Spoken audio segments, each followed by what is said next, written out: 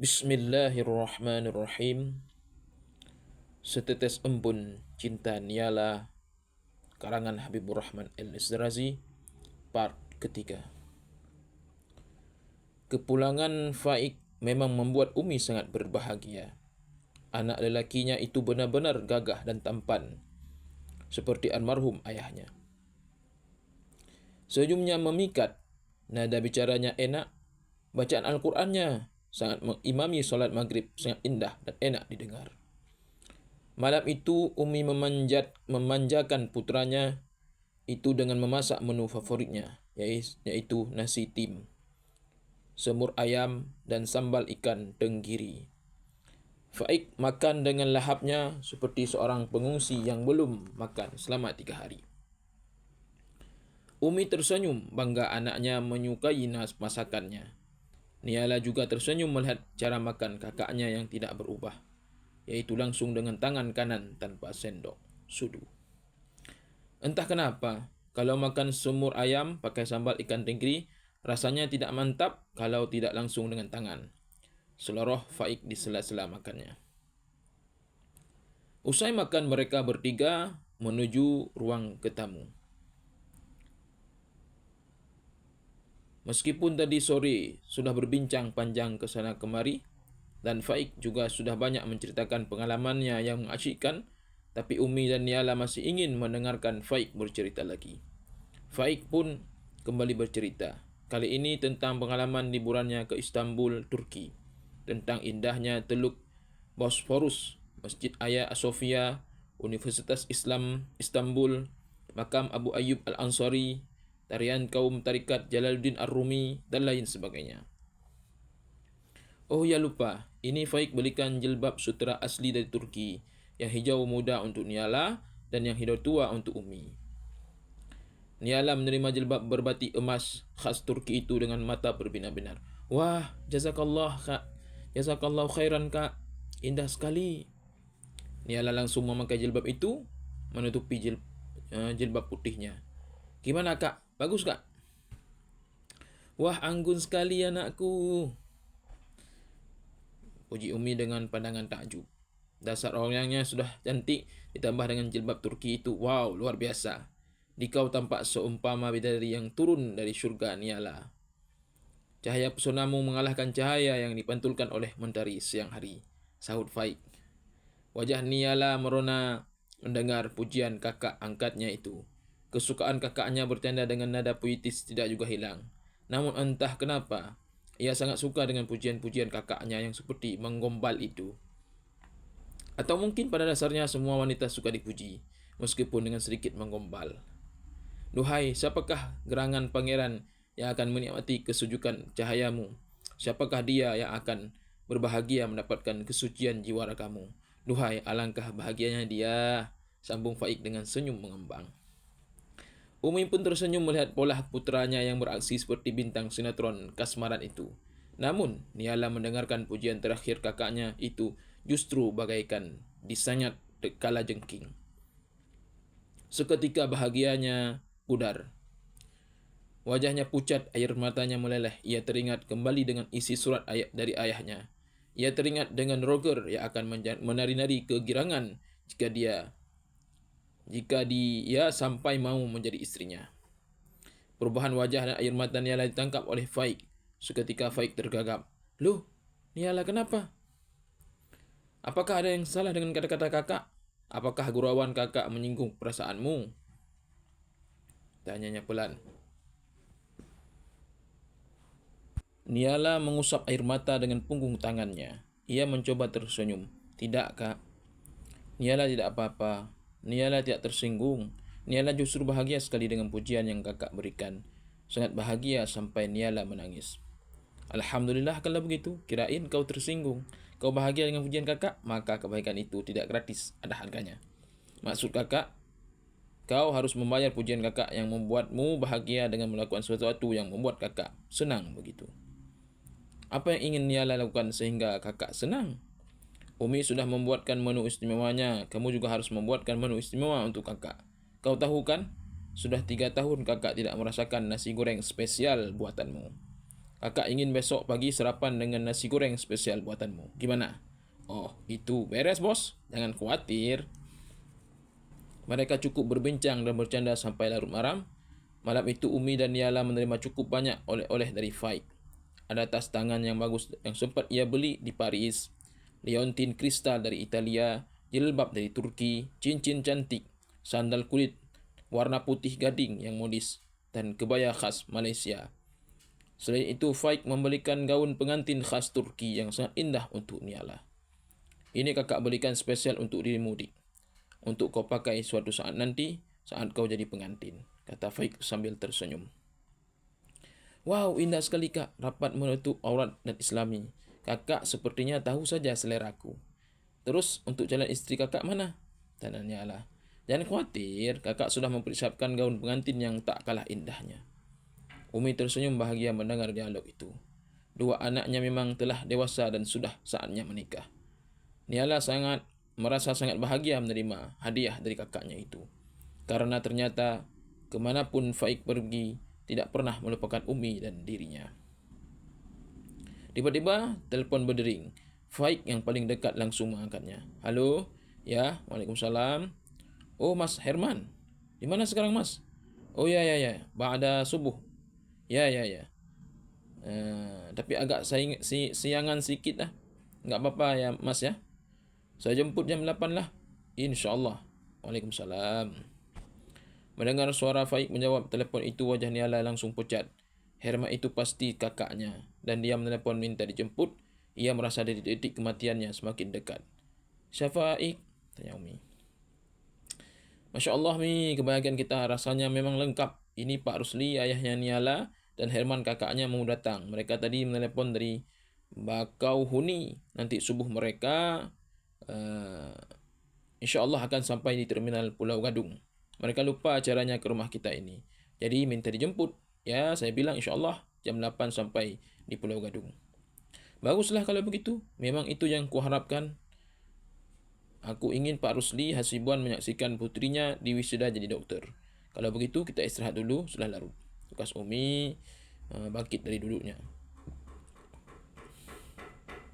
Lah, aku tidur di mana dong? Kamarku jadi kelas. Masa aku harus tidur di kelas? Bu guru harus bertanggung jawab dong. Rajuk Faik pada Niala yang sedang bergulat dengan rasa sedihnya. Niala menundukkan kepala seolah tidak mendengar gurauan Faik. Malam ini Niala biar tidur sama Umi. Kau tidur saja di kamar Niala. Seluruh Umi sambil melangkah ke kamarnya. Niala masih menunduk diam. Faik memperhatikan dengan seksama kelakuan gadis berjilbab putih yang telah dianggapnya seperti adiknya sendiri. Sepertinya ada sesuatu di dalam diri Niala. Ia mendekati Niala dan berkata, "Kok diam saja? Ada apa? Enggak ikhlas ya kakak tidur di kamarmu? Ya sudah, kalau tidak ikhlas, kakak tidur di ruang tamu saja. Jangan sedih, santai saja." Niala mengangkat mukanya dan memandang kakaknya dengan senyum yang dia paksakan.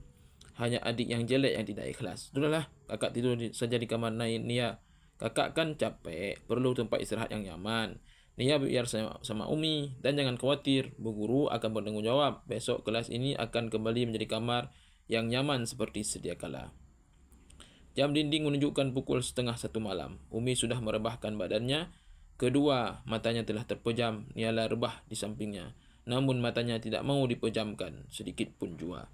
Sementara Faik memasang jam beker, lalu rebah di kamar Niala dan langsung terlelap. Air mata Niala terus mengalir membasahi kedua pipinya. Ia tidak bisa memejamkan matanya sedikit pun. Ia juga tidak tahu apa yang harus dilakukannya. Selain menangisi nasibnya, ia benar-benar tidak bisa mengambil keputusan. Ia tidak bisa menyerahkan dirinya menjadi istri Roger yang pernah mencoba memperkosanya dan telah menodai teman karibnya. Ia tidak bisa memaafkannya si Roger, meskipun Roger datang menyembah di hadapannya. Namun ia tidak kuat melihat ayahnya disiksa oleh hutang-hutangnya.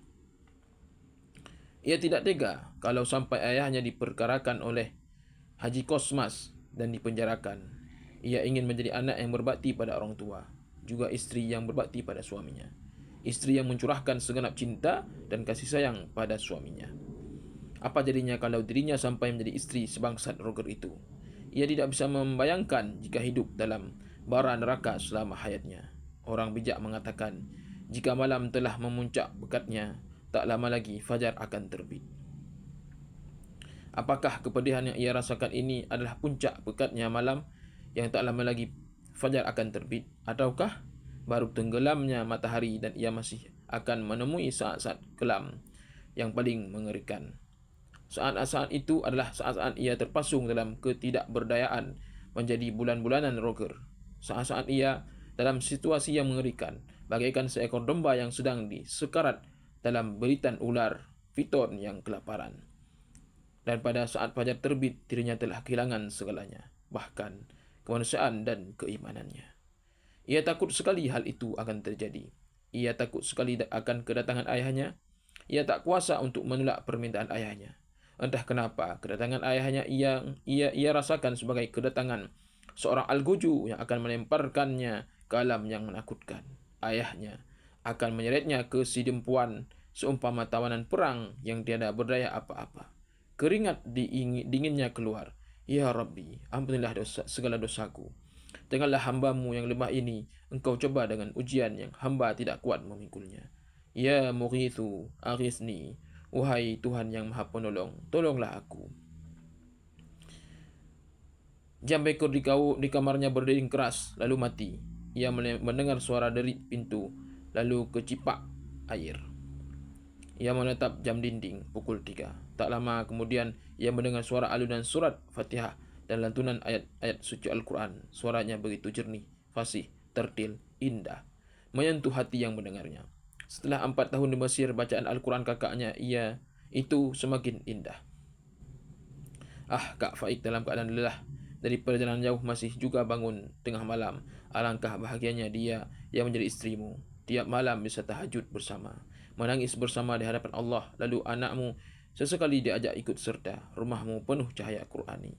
Baunya harum mewangi kesturi. Alangkah indahnya. Air mata Niala tiada henti mengalir. Bantalnya basah dan diriku kembali berkata pada dirinya sendiri dalam hati, alangkah malangnya jika menjadi istri roger yang pernah menjadi mucikari itu, yang mungkin sampai sekarang masih jadi mucikari. Hidup dalam keadaan gelap, dalam keadaan kegelapan. Hidup akan teramat malang jika rumahku pada akhirnya dijadikan rumah bordir. Aku dipaksa menjadi primadonanya. Sungguh mengerikan. Hidup tanpa cinta, rumah pengap penuh bau busuk dan daging para pezina. Na'udzubillah min dzalik. Suara Faik yang merdu dan tertil menarik Niala untuk bangkit. Ia berdiri dan melangkah keluar kamar untuk mengambil wudhu, lalu ke kamar Umi untuk memakai mukena Umi. Lantas mengambil sejadah dan menggelar di depan pintu kamar yang sedikit terbuka. Faik masih berdiri dalam salatnya. Ia larut dalam tadabbur ayat-ayat yang ia baca. Ia sama sekali tidak tahu bahawa di luar kamar Niala ikut makmum dan menyimak bacaannya dengan penuh khusyuk. Faik selesai membaca surah An-Nur. Ia tetap berdiri dan langsung melanjutkan dengan membaca surat Al-Furqan. Ayat demi ayat ia baca, sesekali terdengar isak tangisnya. Niala yang makmum di belakangnya pun ikut nangis. Sampailah ia pada ayat 65 dan 66. Walladzina yaquluna rabbana asrif 'anna 'adzaba jahannam. Inna 'adzabaha kana gharama. Innaha sa'at mustaqarra wa muqama. Dan orang-orang yang berkata, ya Tuhan kami, jauhkan azab jahannam dari kami. Sesungguhnya azab itu adalah kebinasaan yang kekal. Sesungguhnya jahannam itu adalah seburuk-buruk tempat menetap dan tempat kediaman. Ia mengulang-ulang ayat itu sambil dan menangis tersedu-sedu. Niala juga terisak-isak. Ayat itu sungguh menggetarkan hati. Faik meneruskan bacaannya. Huruf demi huruf ia baca dengan tertil.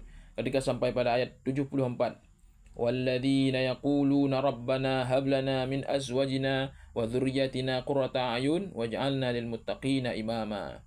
Dan orang-orang berkata, ya Tuhan kami, anugerahkanlah kepada kami isteri-isteri kami dan keturunan kami sebagai penenang hati kami, dan jadikanlah kami imam bagi orang-orang yang bertakwa.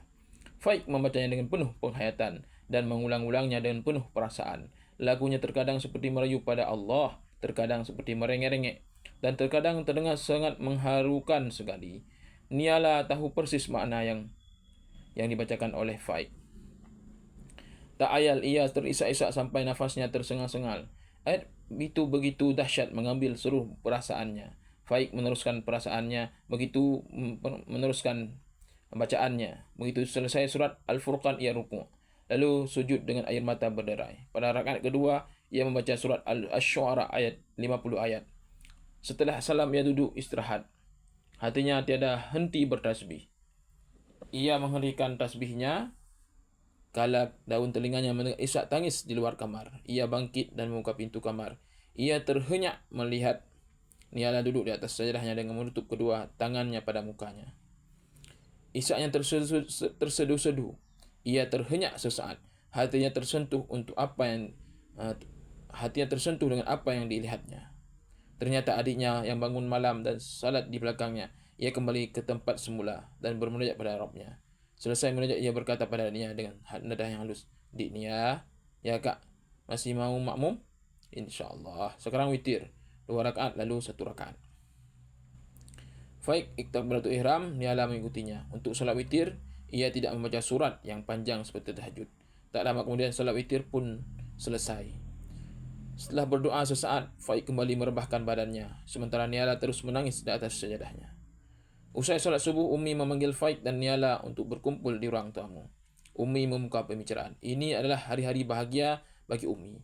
Putraku Faik sudah selesai S2-nya di London dan putriku Niala besok pagi insyaAllah akan diwisuda. Di hari yang penuh kebahagiaan ini, Umi ingin membicarakan hal penting pada kalian. Apa itu, Umi? Tanya Faik. Faik, apakah kau tahu kenapa kau minta pulang? Pasti untuk melihat wisuda di Niala. Iya kan, Umi? Ada yang lebih penting dari itu. Apa itu, Umi? Umi lalu menceritakan masalah dia panjang lebar. Setelah dianggap jelas, lalu Umi bertanya, "Bagaimana pendapatmu, anakku? Apakah kau bisa menerima dia sebagai pendampingmu?" Faik terdiam sesaat lalu menundukkan kepala. Ia menjawab, "Ananda ikut Umi. Jika menurut Umi baik, maka menurut Ananda juga baik. Yang paling penting bagi Ananda adalah ridha Umi." Umi meneteskan air mata. "Aku bahagia sekali mendengar jawabanmu, nak. 3 hari lagi Tante Astrid dan dia akan datang dolan kemari. Untuk selanjutnya nanti bisa dibicarakan bersama dengan lebih matang. Yang kedua ini masalah Niala." "Ada apa dengan aku ni, Umi?" tanya Niala sedikit kaget. "Begini, kau sudah Umi anggap seperti anakku sendiri. Dan kau sudah bisa mengerti apa yang Umi rasa. Aku ingin kau menemani Umi di rumah ini sampai akhir hayat Umi. Kau nanti bisa buka praktek di rumah ini. Kaulah yang Umi harapkan merawat hari tua Umi. Apakah kau mau, Niala?" Niala terhenyak. "InsyaAllah, jika Allah menghendaki dan jika Kak Faik mengizinkan." "Bagaimana, Faik? Rumah dan tanah sepetak ini memang hakmu. Kaulah ahli waris ayahmu. Jika nanti ditempati Niala bagaimana? Apakah kau ikhlas?" "Aduh, Umi, sudahlah. Pokoknya apa yang paling baik menurut Umi, yang paling membahagiakan Umi, Ananda akan patuhi dan Ananda penuhi. Ananda ikhlas lahir dan batin. Niala bukan orang lain lagi." "Alhamdulillah, kalau begitu masalahnya selesai." Setelah itu Niala ke dapur untuk membuatkan nasi goreng, sementara Faik mengotak-atik laptopnya. Tak lama kemudian sarapan siap. Mereka bertiga menyantapnya dengan santai. Berulang kali Faik memuji kehebatan Niala membuat nasi goreng. Ia sampai tambah 3 kali. Hati Niala senang melihat kakaknya makan masakannya dengan begitu rakusnya. Usai sarapan, Faik dan Niala meluncur dengan taksi ke Pulau Gadung. Selama dalam perjalanan ke Pulau Gadung, Niala tidak bisa menahan tangisnya. Mukanya tampak begitu pucat dan sedih. Sebelum sampai ke Pulau Gadung, Niala mengajak Faik turun. Faik pun menurut dengan perasaan bingung. Apa sebenarnya yang terjadi pada Niala? Firasatnya menangkap sesuatu telah terjadi pada Niala. Dan tangisannya bukan tangisan bahagia. "Niala, kakak merasa kau sedang menyimpan masalah besar yang kau tidak kuat menanggungnya. Kau telah menyembunyikan sesuatu dari kakak. Kau menangis sedih tapi kau tidak mahu mengakuinya." Niala diam. Dia sesungguhkan. Ia tidak tahu harus berbuat apa dan harus berkata apa pada orang yang telah ia anggap sebagai kakaknya. Kalau kau masih menganggap kakak sebagai orang lain, ya pendamlah masalahmu itu. Karena kau tidak lagi percaya bahwa kakak bisa membantumu atau setidaknya meringankan bebanmu.